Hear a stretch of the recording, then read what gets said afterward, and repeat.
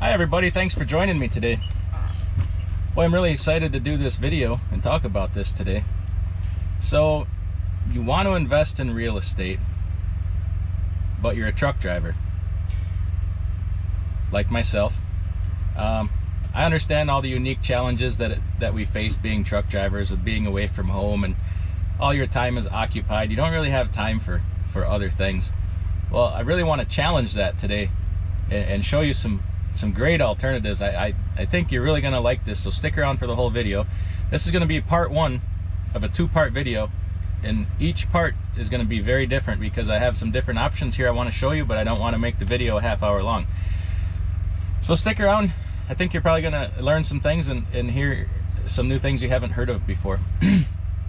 So I alluded in a previous video that I was going to show you how to get started investing in real estate for as little as $50.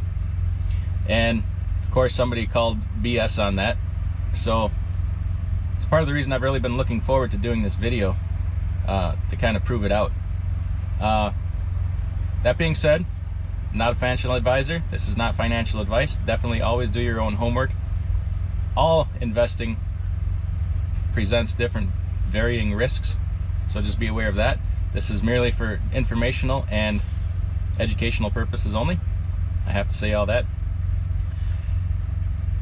That being said, I've been hesitant in doing financial videos lately because I thought with everything going on in the world that it might be in poor taste and maybe tacky because of the way people are struggling.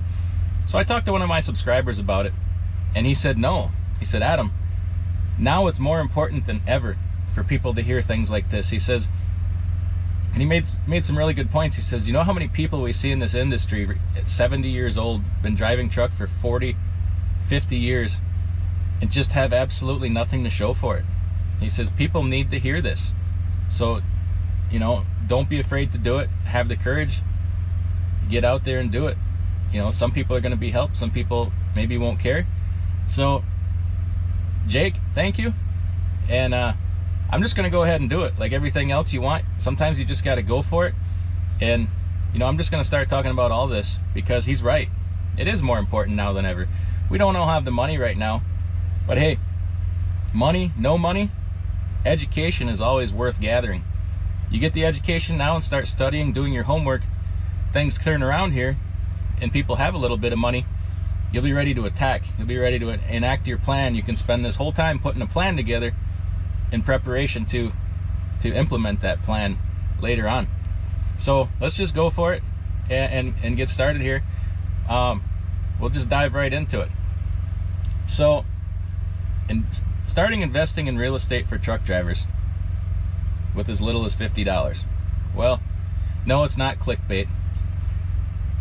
Part one here, what I'm going to talk about, is going to be different from part two. Part one, I want to introduce you to the world of Reits.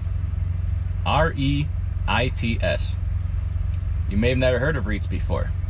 It stands for Real Estate Investment Trust. Now, kind of help explain what a REIT is, I'm just going to pick an example of a REIT, tell you what they do, how they do it, the benefits, and all that. First off, a REIT is a company that they just invest in real estate, okay? Now there's two main different kinds of REITs. There's a mortgage-backed REIT, which they only invest in the underlying mortgages of these assets and the financials. I personally see them as too risky for me, because they have a potential for higher return, but also, I mean, how often in this country do we hear about a mortgage crisis? You know, every 8 to 10 years in my mind, and that's just more risk than I want to take on. Your risk level may be different. And then there's equity REITs, which they invest in the properties themselves, and in my mind, they have underlying assets, tangible, less risky for me, maybe not for you. For me, my risk threshold is lower, and that's something you have to evaluate for yourself. And then there's REITs that will combine the two, a little bit of this, a little bit of that. So there's really something for everybody. And later on in the video, I'm just going to list off some REITs to show you how big this world of REITs really is. You can invest in things you've never thought of before, so that's really cool.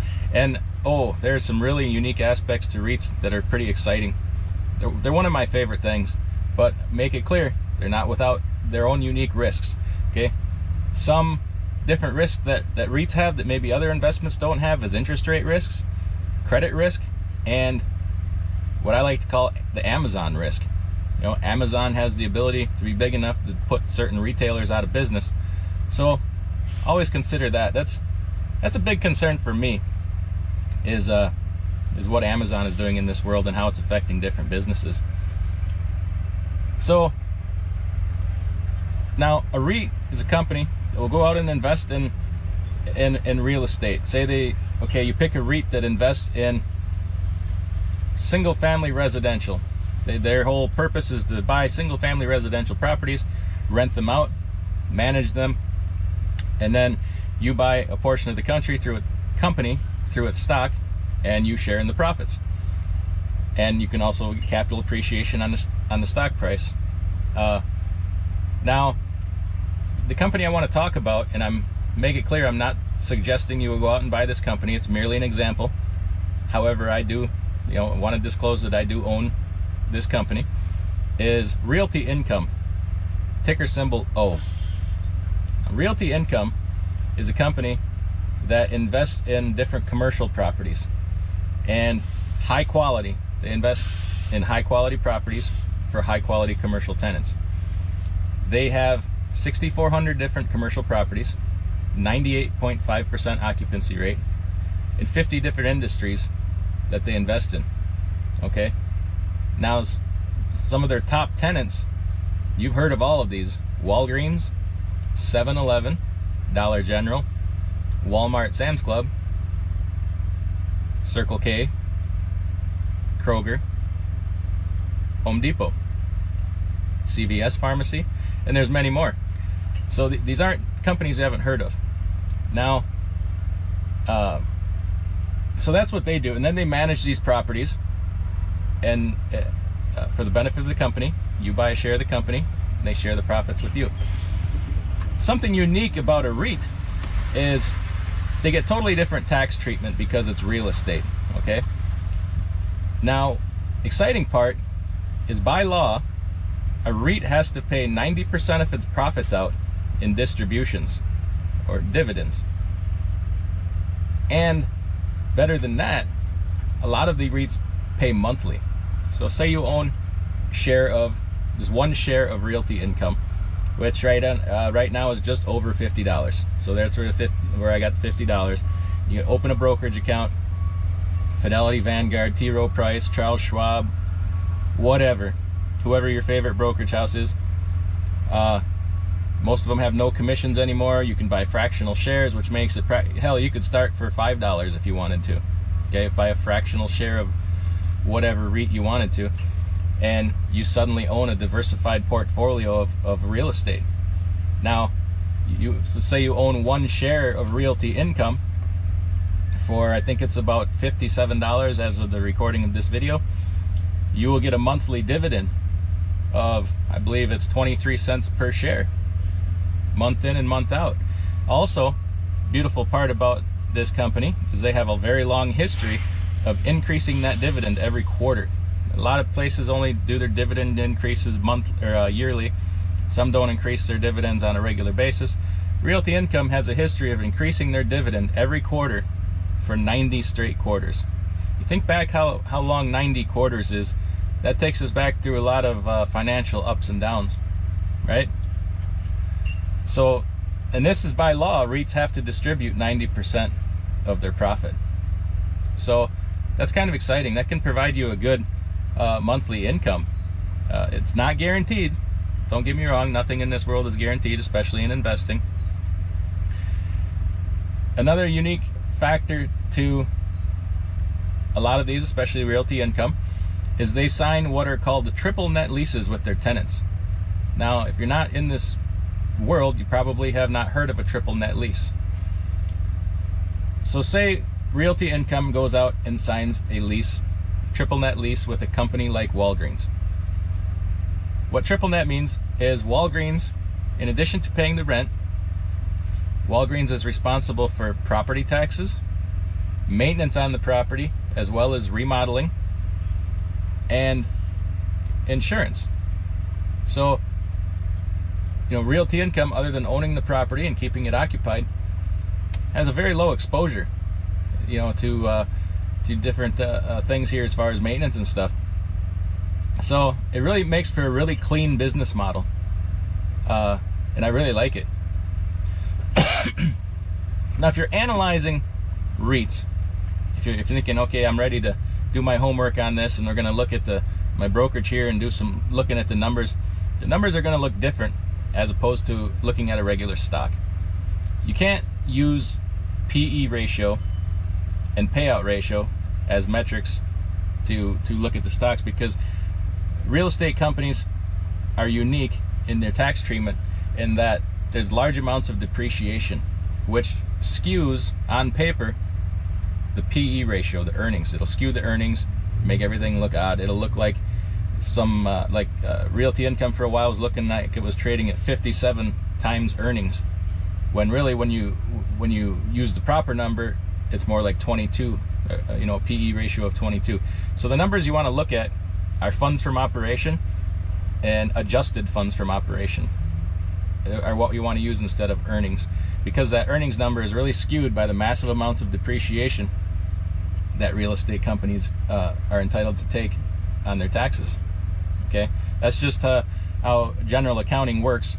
They don't account for depreciation before they figure it to earnings, whereas adjusted funds from operation, they back out depreciation, and then you use that number.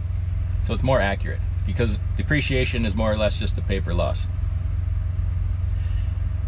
I also like to look at free cash flow in companies and see where that's at. See if it's increasing every year, where they're at with that. So it's pretty exciting. They're unique. Monthly, a lot of them pay monthly, like I said, and by law they have to pay 90% or more of profits as distributions or dividends. So I really like that aspect of it. Now, REITs have been hit very hard by this pandemic. They rapidly lowered interest rates. A lot of businesses had to close. So there's a lot going on right now. So if you're looking at REITs, definitely look at quality. I look at quality first in every investment, and I'm willing to accept a lower level of returns in exchange for quality. I myself don't like to take a ton of risk. It's just, I feel like I don't need to. So it's part of the reason I don't invest in the mortgage-backed REITs. Way too much risk involved for me. If you pay attention to the news, every 10 years you're hearing about a mortgage crisis. So I just don't want to participate in that. So as you can see, there's a lot of options here for investing in real estate without having to own the physical property. Now, you can also do rental real estate where you buy a place and you rent it out and you deal with tenants, and a lot of us don't have time for that. I certainly participate in that. You hear a lot of nightmare stories of, oh, what if your furnace goes out at 2 o'clock in the morning? That kind of thing rarely happens. Nobody's going to call you in the middle of the night to tell you their furnace is out. They're going to wait till morning. Things happen. You have a plumber on call. You have a heater and air conditioning guy you can call. You just call them and have them deal with it. But a lot of people don't even want to deal with that. So this is a viable alternative to be invested in that real estate world and not have to deal with all the problems. And plus the barrier to entry. I mean, if you want to go out and buy a rental property, you got to come up with thousands of dollars down and closing costs and get a loan and worry about making a payment. Don't get me wrong, there's a lot of upside to that also. But with this, you can just throw $50 in this month, $50 in next month, whatever you're comfortable with. And you can really open yourself up to a whole diversified world rather than just being dedicated into one property. So now you say, okay, I'm interested, but commercial property just isn't for me. It's not what I want to be interested, to be invested in. What else you got? Well, there's a whole world out here, things you wouldn't even think of before.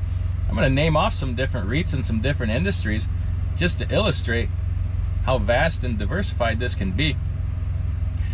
I do not recommend you go out and invest in these companies. This is just for information to prove the concept of what's out there. So by all means, do your own homework.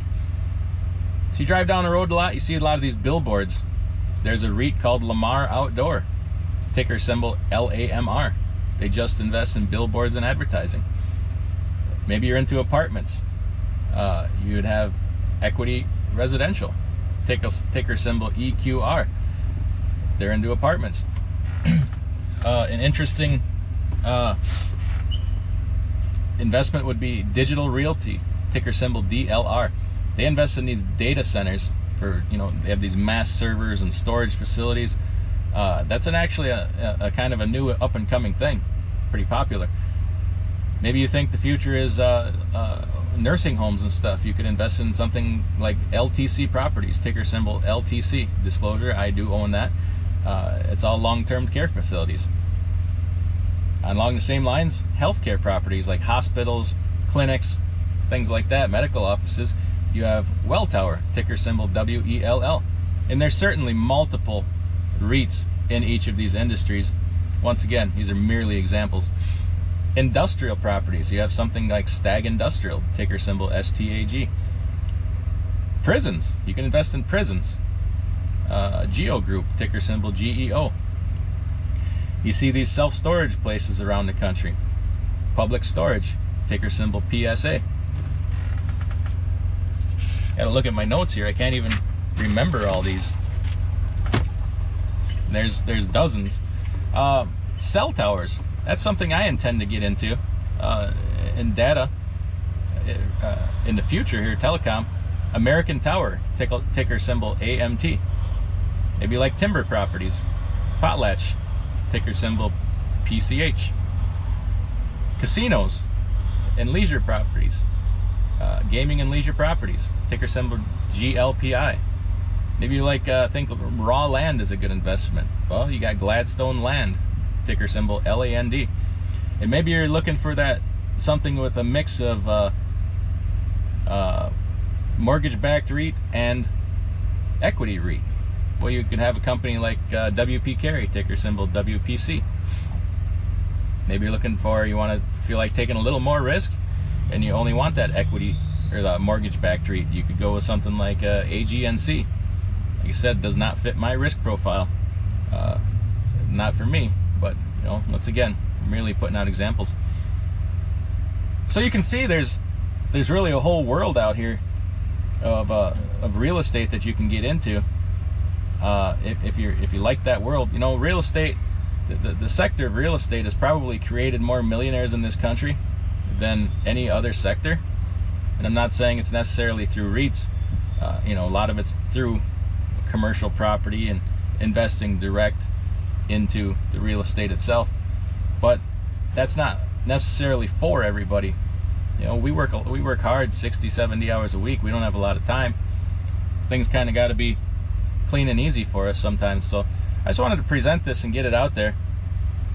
It's kind of exciting to me because of some of the unique qualities of REITs. So I thought I'd pass it along. In part 2, we're going to go a totally different direction.